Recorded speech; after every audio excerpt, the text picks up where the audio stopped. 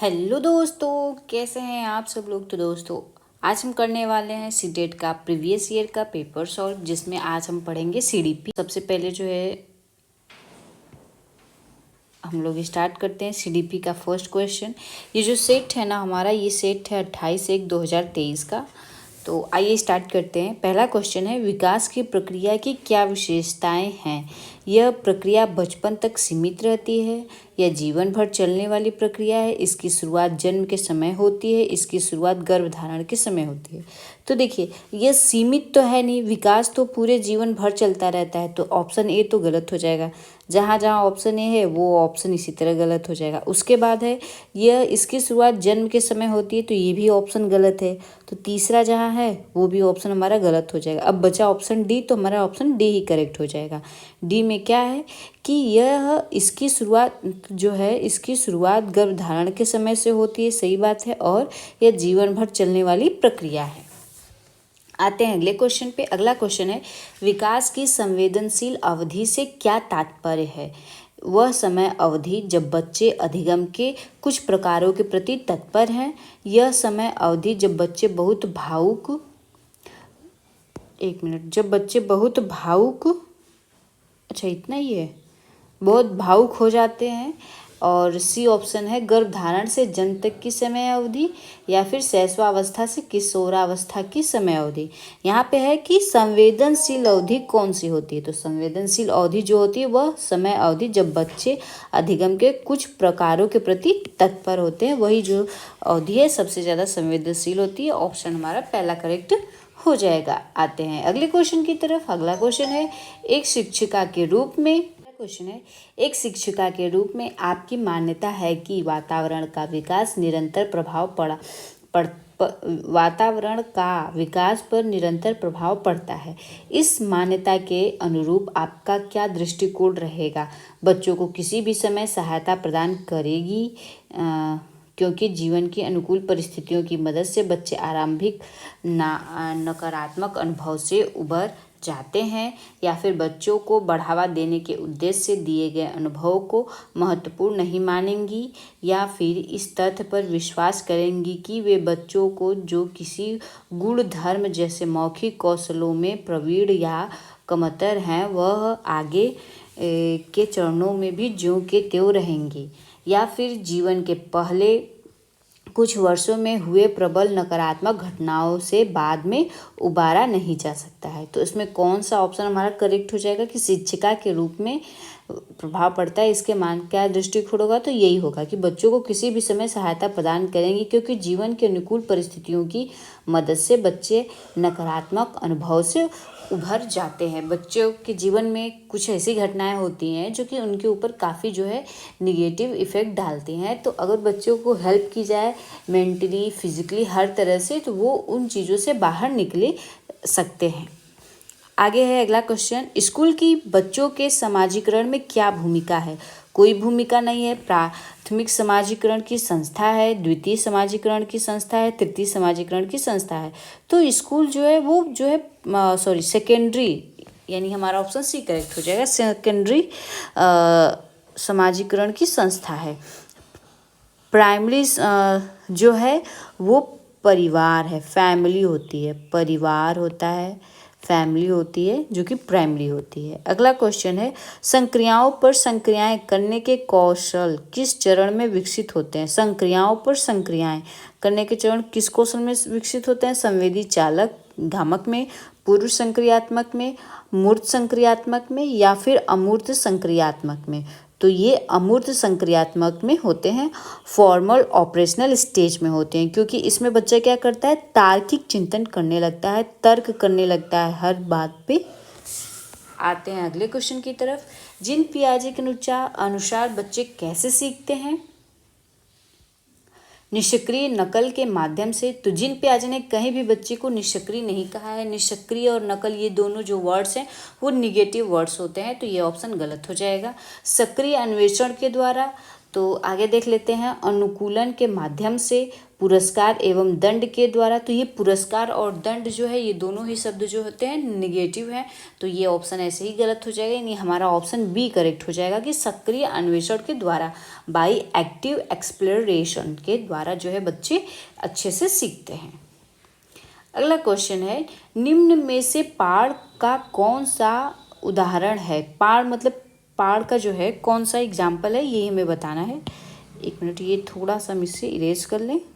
अब देखते हैं, पाड़, बारंबार अभ्यास कराना, नकारात्मक पुनर्बलन, उद्दीपन प्रक्रिया का अनुबंधन, आधा हल किया हुआ उदाहरण देना।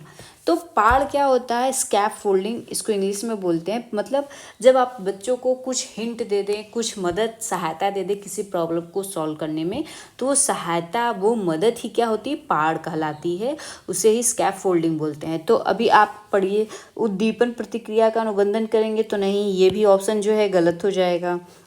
नकारात्मक से तो बच्चा और हतोत्साहित हो जाता है, डिमोटिवेट हो जाता है।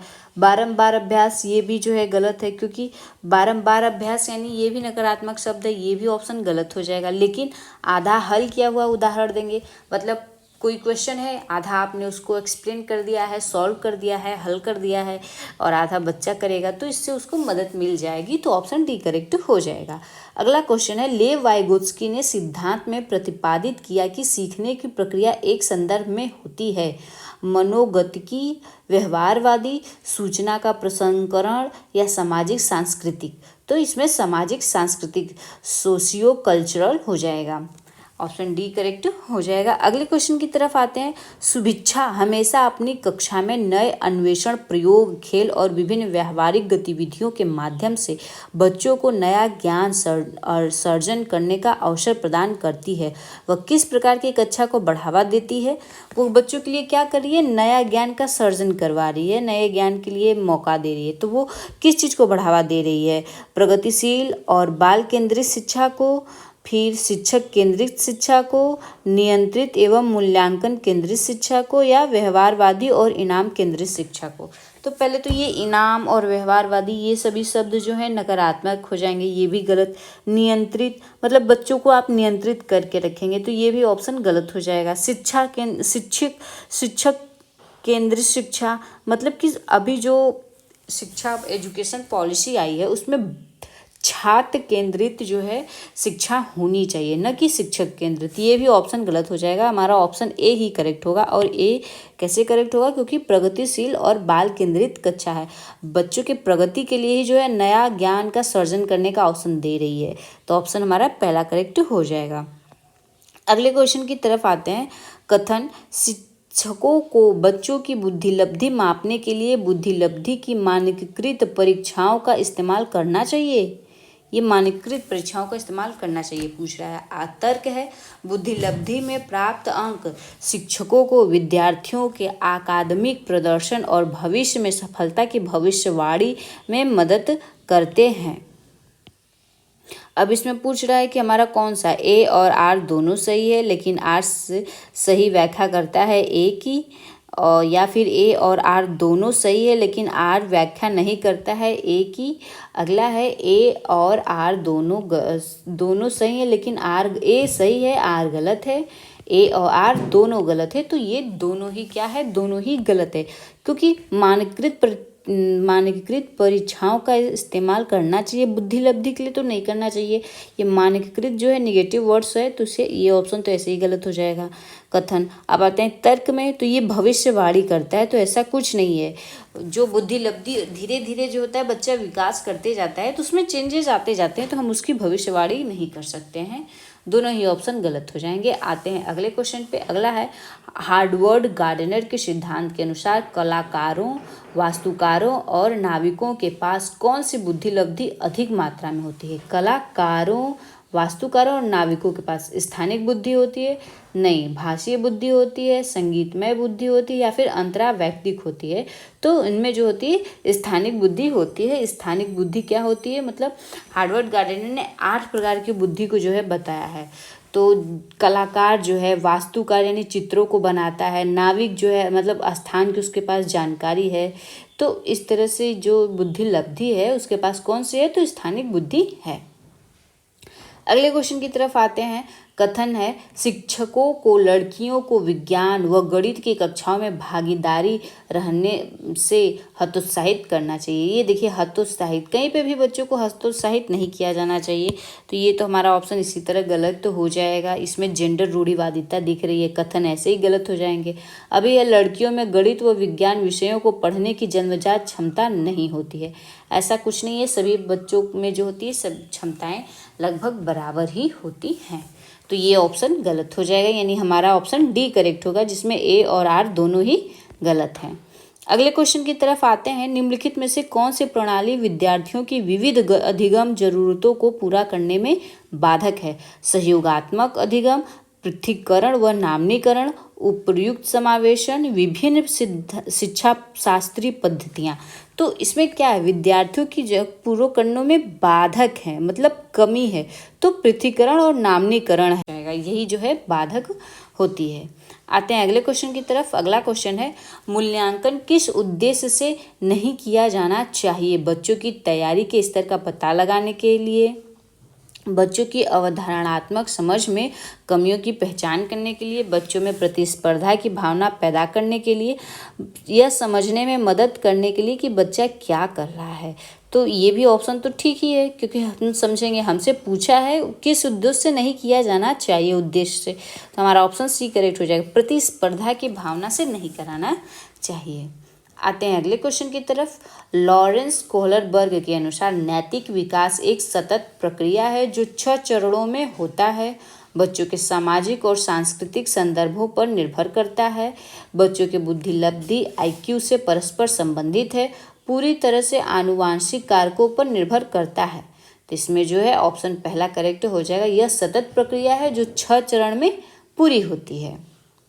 अभी यहाँ पे देखिए 6 चरण कौन कौन से हैं। तो पहला है पूर्व परंपरागत, परंपरागत और उत्तर परंपरागत। इसके भी 2-2 चरण होते हैं अलग अलग से। तो इस तरह से टोटल कितने चरण हो जाएंगे? 6 चरण हो जाएंगे। अगले क्वेश्चन की तरफ आते हैं। अगला क्वेश्चन है, समावेशन की संस्कृति को किससे बढ़ावा मिलता है? विभेदिक निर्देश, मानकीकृत मूल्यांकन, पृथक्करण, नामनीकरण। तो देखिए मानकीकृत मूल्यांकन ये भी नकारात्मक शब्द है, ऑप्शन इसी तरह गलत हो जाएगा। पृथक्करण ये भी गलत है। नामनीकरण, लेबलिंग ये भी गलत हो जाएगा, यानी हमारा सिर्फ ऑप्शन ए करेक्ट बचता है, जो कि करेक्ट हो जाएगा। अगला क्वेश्चन है, अपनी कक्षा में एक दृष्टिबाधित विद्यार्थी की विशिष्ट जरूरतों को ध्यान में रखकर एक अध्यापिका को क्या शिक्षा शास्त्रीय समायोजन करने चाहिए? दृश्य प्रस्तुतिकरण का प्रावधान करना चाहिए, सख्त पाठचर्या का पालन करना चाहिए, स्पार्शिक संसाधनों का इस्तेमाल करना चाहिए, या फिर मानकीकृत मूल्यांकन। ये मानकीकृत मूल्यांकन जहाँ भी आ जाएगा ये ऑप्शन इसी तरह गलत हो जाएगा। उसके बाद दृश्य प्रस्तुतिकरण का प्रावधान, बच्चा देख नहीं सकता है, उसे आँखों से प्रॉब्लम है, वो देखने में बाधित है, तो ये तो किसी यूज का नहीं है देखने के लिए विजुअल, तो ये ऑप्शन इसी तरह गलत हो जाएगा। सख्त पाठचर्या का पालन ये भी गलत हो जाएगा, यानी हमारा ऑप्शन सी करेक्ट हो जाएगा। स्पार्शिक संसाधनों का इस्तेमाल, मतलब बच्चा उसको छू करके, स्पर्श करके, महसूस करके समझा सके। आगे आते हैं अगले क्वेश्चन पे। नीरा मिडिल स्कूल में पढ़ती है और अक्षरों को लेकर भ्रमित रहती है, जैसे कि म को न पढ़ती है। यह किसका विशिष्ट लक्षण है? स्वलीनता का, पठन वैकल्य का, अधिगम और सहायपन का, या लेखन वैकल्य? लेखन वैकल्य क्या होता है? मतलब लिखने में कमी होती है, उस लिख नहीं पाते, ठीक है। अधिगम वैकल्य नहीं है, ये किस में है? ये पठन वैकल्य है, मतलब उसको पढ़ने में कठिनाई है, पढ़ने में वो बाधित है। म को न पढ़ रही है, र को ल पढ़ रही है, तो ये उसमें पठन वैकल्य में आ जाएगा। अगला क्वेश्चन है, प्रेम किसी समस्या को हल करने के लिए बहुत सारे अलग अलग तरीकों की समझ रखता है और चर्चा करते समय हमेशा नए विचारों को पेश करता है। यह निम्नलिखित में से किसकी विशेषता है? रचनात्मकता की है, अधिगम और सहायपन की है, आत्मकेंद्रिता की है, या केंद्रीयन की है? आत्मकेंद्रिता मतलब बच्चा जो होता है अपने मन से ही चलता है, अपने आप में केंद्रित रहता है, तो ये तो नहीं, हमारा पहला ऑप्शन करेक्ट हो जाएगा, क्योंकि वो नए नए विचार को लाता है, यानी क्रिएटिविटी उसके अंदर है। वो हर एक समस्या को एक रास्ते से न बल्कि कई ढंग से सॉल्व करने का तरीका रखता है या सोचता है, तो उसके अंदर क्या होती है? उसके अंदर क्रिएटिविटी होती है, तो ये ऑप्शन ए करेक्ट हो जाएगा। अगला क्वेश्चन आता है, शिक्षकों को बच्चों की असफलता को किस प्रकार देखना चाहिए? बच्चों के लिए शर्मनाक और अपमानजनक, शिक्षकों के लिए शर्मनाक और अपमानजनक, छात्र और उनके माता पिता की क्षमताओं का प्रतिबिंब, स्कूल प्रणाली को अनुकूल वातावरण न प्रदान कर पाने का प्रतिबिंब। अभी क्या है कि बच्चों की असफलता का मुख्य कारण किसको समझना चाहिए, मतलब किस प्रकार देखना चाहिए। बच्चों के लिए शर्मसार और अपमानजनक नहीं, इसमें बच्चे का ही सिर्फ दोष नहीं होता है। शिक्षक के लिए शर्मसार अपमानजनक तो पूरी तरह से शिक्षक की भी गलती नहीं होती है। छात्र और उनके माता पिता की क्षमताओं का प्रतिबिंब, ऐसा कुछ भी नहीं है। बहुत सारे माता पिता काफ़ी मतलब पढ़ने में एक्सपर्ट होते हैं और अपनी लाइफ में सक्सेस होते हैं, लेकिन उनके बच्चे काफ़ी वीक होते हैं, तो ऐसा कुछ नहीं है। अगला ऑप्शन डी करेक्ट हो जाएगा। डी क्यों करेक्ट होगा, क्योंकि स्कूल प्रणाली को अनुकूल वातावरण न प्रदान कर पाने का प्रतिबिंब माना जाएगा। एक स्कूल है, उसके सभी बच्चे मतलब मैक्सिमम बच्चे जो होते हैं फेल होते हैं, तो इसका क्या कारण है। हो सकता है वहाँ का जो एजुकेशन सिस्टम है वो काफ़ी वेल नहीं है, इस कारण से अधिकतर बच्चे जो हैं फेल होते जा रहे हैं। आते हैं अगले क्वेश्चन की तरफ। सक्रिय जुड़ाव जो निम्न में से किसके द्वारा बढ़ावा नहीं दिया जाता है। प्रश्न पूछना, रटकर स्मरण करना, खोज विधि या संवाद। हमसे क्या पूछा है कि सक्रिय जुड़ाव किसके द्वारा बढ़ावा नहीं दिया जाता है, तो रटकर स्मरण। जब आप रूट लर्निंग करते हो, रटते हो चीज़ों को, तो आप कैसे सक्रिय हो। आप तो जो चीज़ें पहले दी गई हैं उसी को बार बार दोहरा रहे हो, उसी को पढ़ रहे हो, तो ऑप्शन बी करेक्ट हो जाएगा। अगला क्वेश्चन है, यदि कोई बच्चा स्कूल में अच्छा प्रदर्शन करने में असमर्थ है तो शिक्षकों को चाहिए वे शैक्षिक रणनीतियों और स्कूल के माहौल पर चिंतन करें, बच्चों को सजा दें और बच्चे के माता पिता से कहें कि बच्चों को घर पर ट्यूशन लगाना सुनिश्चित करें। बच्चे को कम योग्यता वाले बच्चों के लिए बने एक अलग संकाय में स्थानांतरित कर दिया जाए, या फिर बच्चों की सामाजिक पृष्ठभूमि का पता लगाएं, क्योंकि कुछ समुदायों के बच्चे सीखने में सक्षम नहीं होते हैं। तो देखिए इसमें क्या है कि अच्छा प्रदर्शन करने में असमर्थ है तो शिक्षक को क्या चाहिए, वे शैक्षिक रणनीतियों और स्कूल के माहौल पर चिंतन करें, क्योंकि जब टीचर स्कूल के माहौल और बच्चे को कैसे सिखाना है, जिस मेथड से सिखा रहे हो उसको चेंज करोगे तभी वो बच्चा सीख पाता है ना, ऐसा भी होता है। तो ये हमारा ऑप्शन पहला ही जो है करेक्ट हो जाएगा, क्योंकि बच्चे को अगर आप सजा देंगे और उनके माता पिता को ट्यूशन के लिए कहेंगे, तो बहुत ऐसे माता पिता हैं जो बच्चों को ट्यूशन नहीं पढ़ा सकते, उनकी आर्थिक स्थिति ठीक नहीं होती है। फिर आगे बच्चों को कम योग्यता वाले बच्चों के लिए अलग संकाय में स्थानांतरित, जब आप उनको स्थानांतरित कर देंगे तो हो सकता है उनके मन में काफ़ी ज़्यादा डीमोटिवेशन आ जाए, वो डीमोटिवेट हो जाए, वो चीज़ें और ज़्यादा भूलने लगे और ज़्यादा उनके अंदर कमियां आने लगें। ठीक है, आते हैं अगले क्वेश्चन की तरफ। अगला क्वेश्चन है, निम्नलिखित में से कौन सी एक रचनात्मक शैक्षणिक रणनीति नहीं है।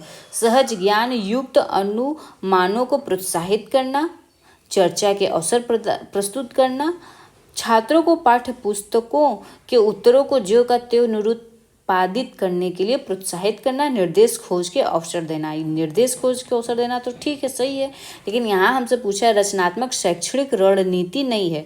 जब बच्चों खोज करेंगे तो अपने अंदर रचनात्मकता लाएंगे, लेकिन वो ज्यों का त्यों वो रट के लिख देंगे तो नहीं, ये यानी हमारा ऑप्शन सी ही करेक्ट हो जाएगा। अगला क्वेश्चन है, कथन है, सीखने की प्रक्रिया के दौरान बच्चों द्वारा की गई त्रुटियों को उनके संज्ञानात्मक विकास के एक भाग के रूप में देखा जाना चाहिए। बच्चे वयस्कों की तुलना में चीज़ों को अलग तरीके से सीखते हैं, यानी हमारा इसमें तर्क भी सही है, कथन भी करेक्ट है और तर्क भी जो है करेक्ट है। हमारा ऑप्शन ए करेक्ट हो जाएगा। अगला क्वेश्चन है, नेहा को हमेशा कक्षा में प्रथम आना होता है, चाहे इसके लिए उसे बेईमानी करके नकल क्यों न करनी पड़े। नेहा किस प्रकार के लक्ष्य तय कर रही है, महारत उन्मुख लक्ष्य कर रही है, प्रदर्शन उन्मुख लक्ष्य कर रही है, कार्य परिहार लक्ष्य या असफलता स्वीकार्य लक्ष्य। तो वो जो है प्रदर्शन उन्मुख लक्ष्य कर रही है, परफॉर्मेंस ओरिजिनेटेड गोल कर रही है। क्यों, क्योंकि उसको वो ये नहीं देख रही है कि वो किस तरीके से फर्स्ट आती है, उसको चाहे जैसे फर्स्ट आना है, मतलब वो सबको दिखाना चाहती है, वो प्रदर्शन करना चाहती है कि वो काफ़ी पढ़ने में ठीक है, तो ये प्रदर्शन उन्मुख हो जाएगा। आगे है, निम्नलिखित में से कौन सी भावना सार्थक सीखने की प्रक्रिया को सुगम बनाती है। मतलब कौन सी भावना होती है, भय, अगर बच्चा डर रहा है तो नहीं सीख पाएगा, गुस्से में है तब भी नहीं सीख पाएगा, चिंता करता रह जाएगा तब भी नहीं सीख पाएगा, लेकिन अगर वो खुश है, चीज़ों को सहज स्वीकार करता है तो वो सीख पाएगा, यानी ऑप्शन सी करेक्ट हो जाएगा। अगला क्वेश्चन है, मोहित कहता है मैं अंग्रेजी में अच्छा हूँ, वह तो मैंने उत्तर जल्दी में लिखे थे इसीलिए मेरे अच्छे नंबर नहीं आए। मोहित अपने प्रदर्शन का आरोपण किस पर कर रहा है? बुरी किस्मत पर, योग्यता की कमी पर, प्रयास की कमी पर या बाहरी कारक पर? तो उसने क्या कहा कि मैंने उत्तर जल्दी में लिखा है, मतलब वो स्वीकार कर रहा है कि उसी की कमी है, बस उसने ठीक से प्रयास नहीं किया। तो ऑप्शन सी जो है करेक्ट हो जाएगा। अगला क्वेश्चन है, वह प्रक्रिया जिसके माध्यम से हम अपने उद्देश्यों को प्राप्त करने के लिए अपने विचारों, व्यवहारों और भावनाओं को क्रियाशील करते व बनाए रखते हैं, क्या कहलाती है? स्वनियमन, आत्मसातकरण, वस्तुनिष्ठता, अनुकूलन या समंजन? तो ये जो होती है स्वनियमन, सेल्फ रेगुलेशन होता है, यानी हमारा ऑप्शन पहला करेक्ट हो जाएगा।